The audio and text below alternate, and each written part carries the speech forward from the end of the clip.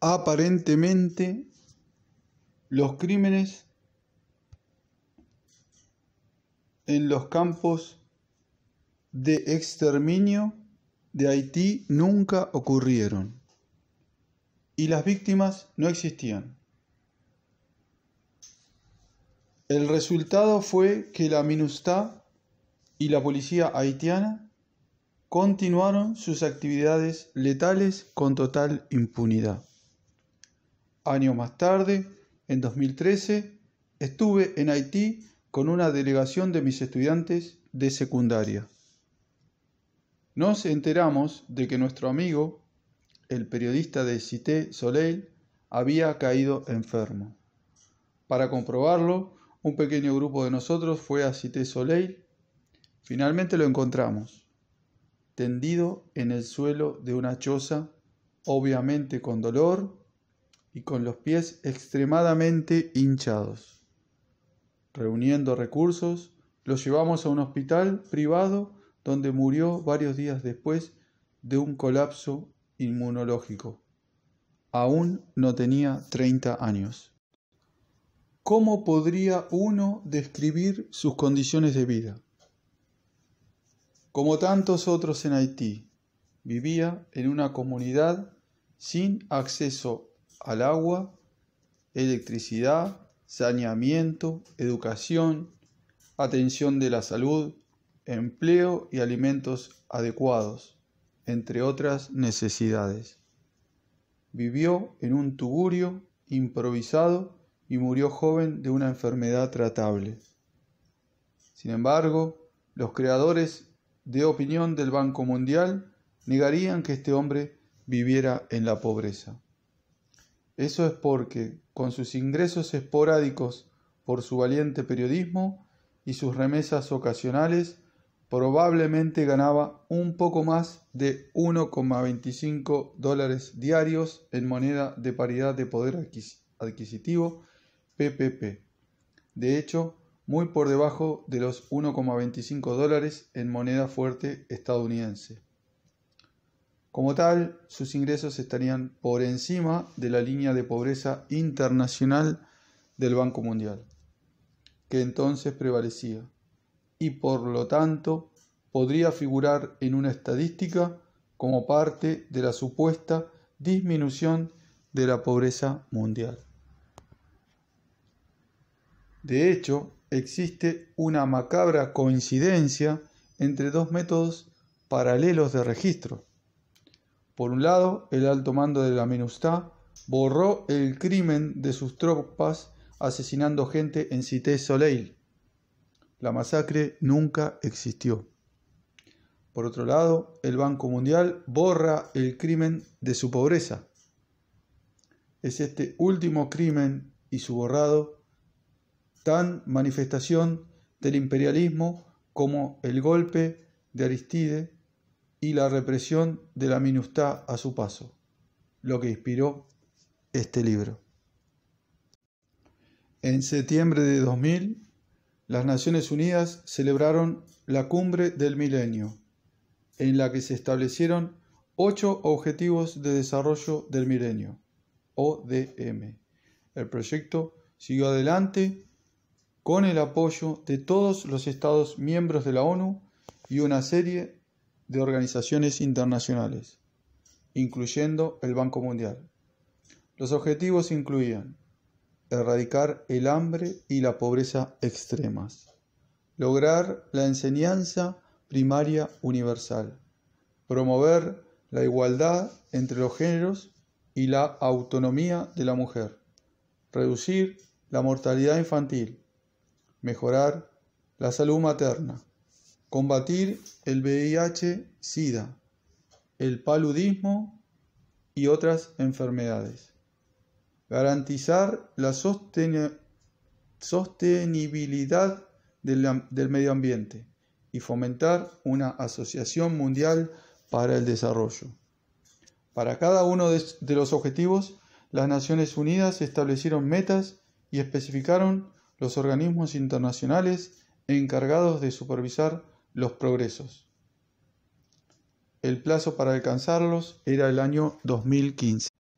Los objetivos del milenio parecen ser sencillos y totalmente encomiables. Después de todo, ¿quién se opondría a la eliminación de la pobreza extrema, la reducción del hambre y la lucha contra las enfermedades?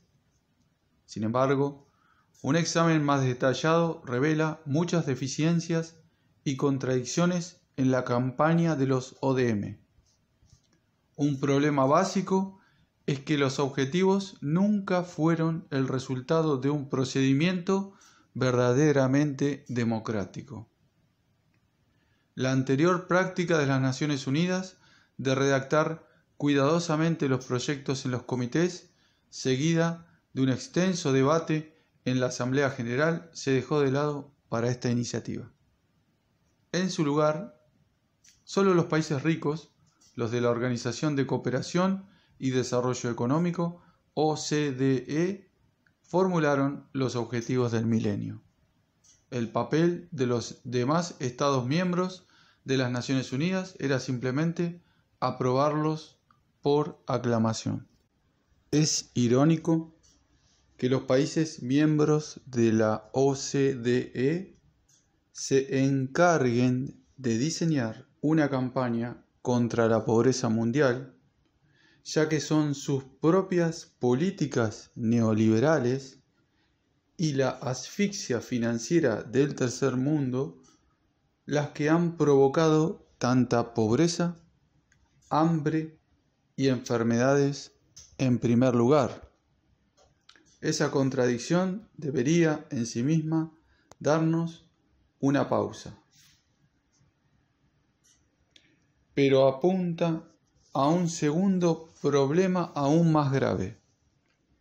La mayoría de las soluciones propuestas para cumplir los objetivos de desarrollo del milenio están en realidad orientadas a extender y mantener el mismo orden mundial injusto.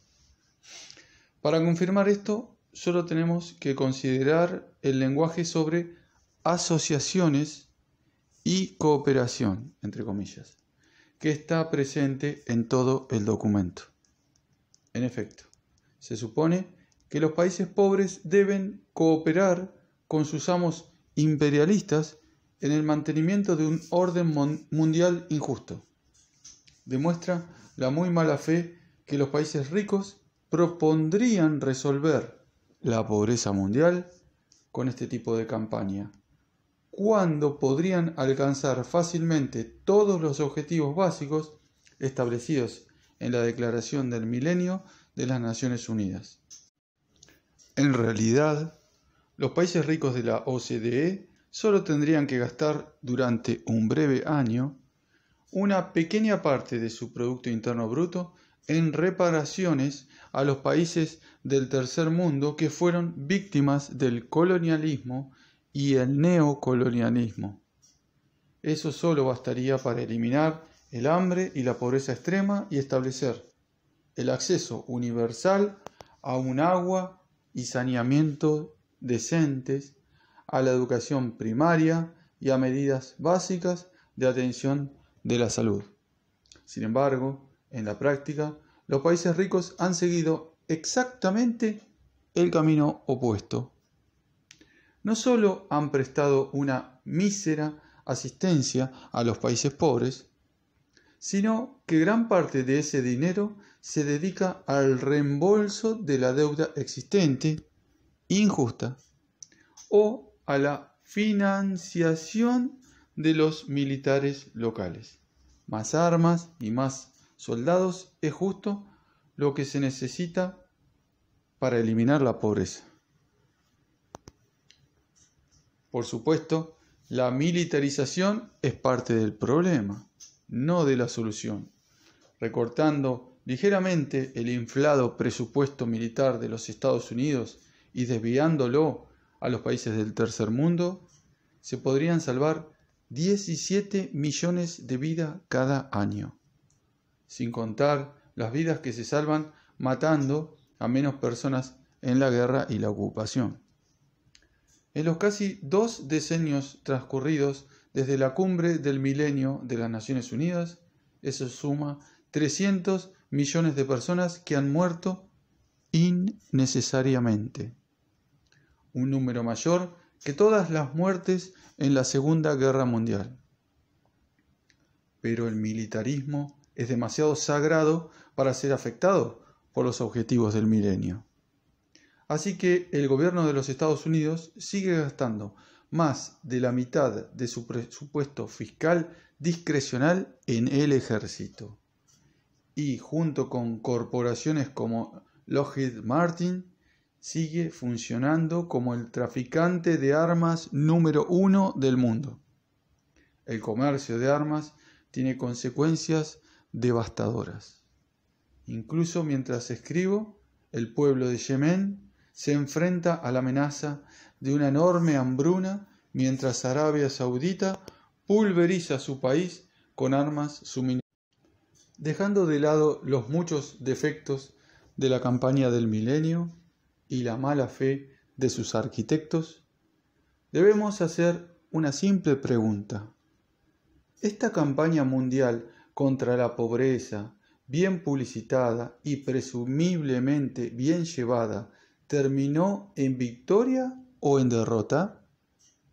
La respuesta depende enteramente de quién está contando la historia. En 2015, la ONU publicó su informe sobre los Objetivos de Desarrollo del Milenio, que declaró una victoria inequívoca en la erradicación de la pobreza extrema. Sin embargo, al leerlo más detenidamente, se descubre que erradicar la pobreza extrema, entre comillas, significaba solo reducir a la mitad la proporción de la población mundial que vivía en esa condición. El informe también celebraba haber reducido a la mitad el porcentaje de personas desnutridas que vivían en países en desarrollo, entre comillas. Para responder plenamente a la pregunta de si la campaña funcionó o no, necesitamos considerar las fuentes de datos de la ONU. De hecho, tanto los datos que la ONU utiliza en la campaña de los objetivos del milenio como su definición de extrema pobreza provienen del Banco Mundial. Cuando la campaña comenzó en el año 2000, esa institución definió la extrema pobreza como vivir con $1,25 por día o menos. En 2015, el umbral se fijó en $1,90 por día. Mirando hacia atrás ese año, el banco observó una reducción general y continua de la pobreza extrema. La proporción de la población mundial que vivía con menos de $1,90 al día en 2012 era aproximadamente un tercio de lo que era en 1990. Esto confirma que el primer objetivo de desarrollo del milenio, o DM, reducir la tasa de pobreza extrema a la mitad de su nivel de 1990, se cumplió mucho antes de la fecha límite de 2015.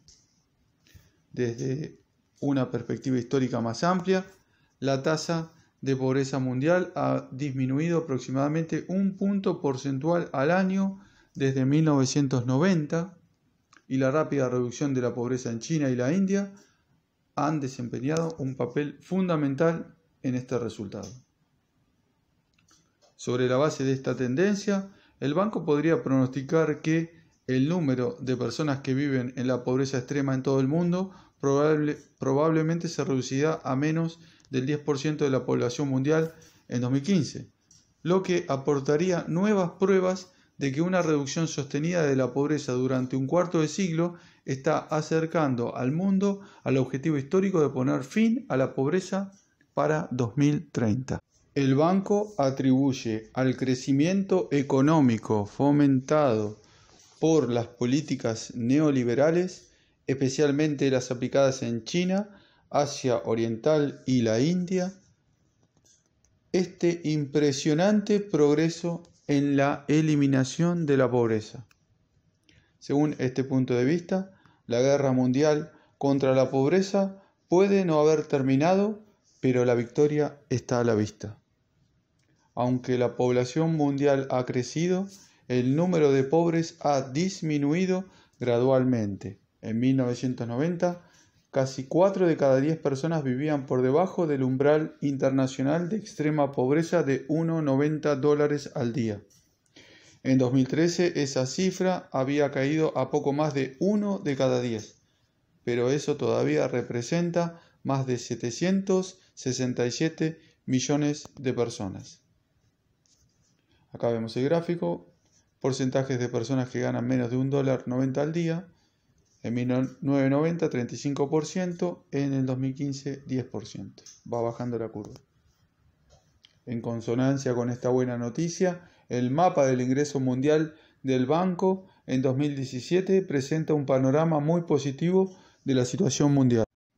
Al parecer, la pobreza extrema se limita ahora al África subsahariana y a partes del Asia meridional, como el Afganistán y Nepal.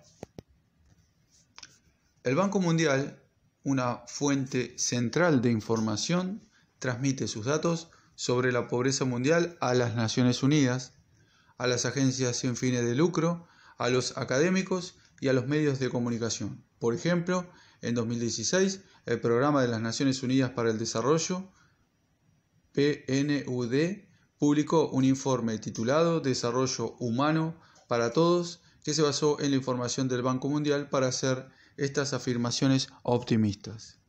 La tasa de pobreza extrema mundial, $1,90 al día, se estimó en menos del 11% en 2013, una caída de más de 2/3 desde el 35% en 1990.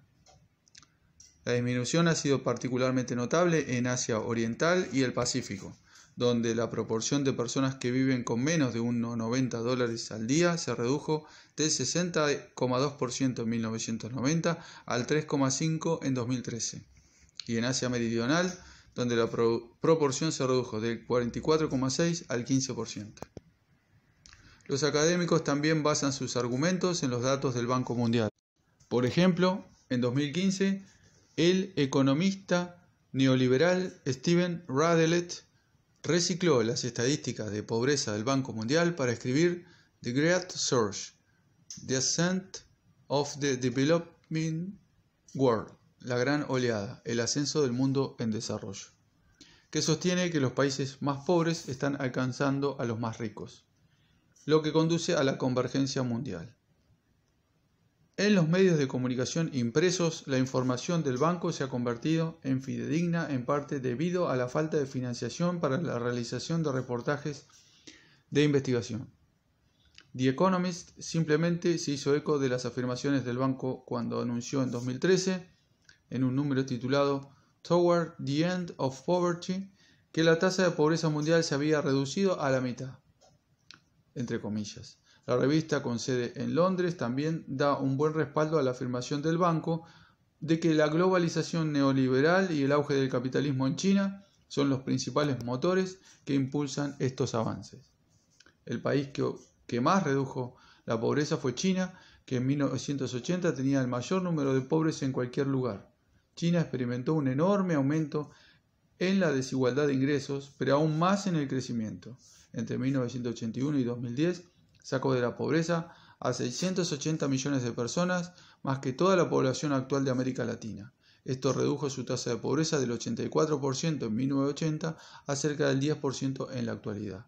China por sí sola representa alrededor de 3/4 de la disminución total de la pobreza extrema en el mundo en los últimos 30 años. Dentro de este amplio consenso sobre la disminución de la pobreza hay algunas disputas sobre las razones. The Economist resta importancia al papel de la ayuda, que puede haber ayudado en algunas áreas, entre comillas, pero tiene poco que ver con reducir la pobreza a la mitad, entre comillas. Por el contrario, el PNUD, la Fundación Gates y Radelet defienden la ayuda internacional dirigida. Sin embargo, lo más notable es cómo todos aceptan los datos del Banco Mundial y todos coinciden en abrazar la globalización neoliberal. Si se mira de cerca, el consenso general sobre la pobreza mundial hoy en día se compone de 3 afirmaciones interrelacionadas. 1. La pobreza extrema está disminuyendo en el mundo, principalmente debido a la globalización neoliberal y capitalista y el rápido crecimiento del Producto Interno Bruto en países en desarrollo, entre comillas, como China y la India. 2. El mundo se está volviendo más plano, entre comillas, y los países en desarrollo, entre comillas, están alcanzando a los países desarrollados, lo que implica una convergencia mundial. 3. El crecimiento del Producto Interno Bruto debería continuar para alcanzar el objetivo del Banco Mundial de acabar con la pobreza para el 2030, aunque el crecimiento debería modificarse para que fuera sostenible, entre comillas, y no tan destructivo para el medio ambiente. Estas ideas no son nuevas. De hecho, los ideólogos burgueses han argumentado durante mucho tiempo que el capitalismo es una marea creciente que levanta todos los barcos, entre comillas, ¿no? Sin duda es una visión reconfortante del mundo si el barco en el que estás es un yate. Sin embargo, oscurece la verdad sobre la creciente pobreza mundial, la desigualdad, la explotación y la destrucción del medio ambiente. Lo que es nuevo hoy, sin embargo, es que las consecuencias devastadoras de la expansión capitalista se han vuelto más difíciles de ocultar, y el cuento de hadas sobre la disminución de la pobreza necesita apoyarse en juegos de manos cada vez más sofisticados. Cada una de estas tres afirmaciones hegemónicas sobre la pobreza mundial es falsa. En primer lugar, aunque la globalización capitalista ha generado un rápido crecimiento del Producto Interno Bruto en algunos países del tercer mundo, crecimiento que se está desacelerando ahora que las economías del primer mundo se estancan, no ha contribuido a reducir la pobreza mundial. Si utilizamos medidas más precisas para la pobreza que las empleadas por el Banco Mundial, entonces surge un panorama muy diferente y mucho más inquietante. En segundo lugar, hay amplias pruebas que contradicen la tesis de la convergencia, entre comillas, y en cambio demuestran la expansión de la desigualdad mundial. Por último, la tercera afirmación, que introduce la idea de la sostenibilidad, también es falsa. Aunque este libro no refutará directamente el tercer supuesto de crecimiento sostenible en un contexto capitalista, al final se hará referencia a estudios rigurosos que efectivamente lo hacen, ¿no? Supongo.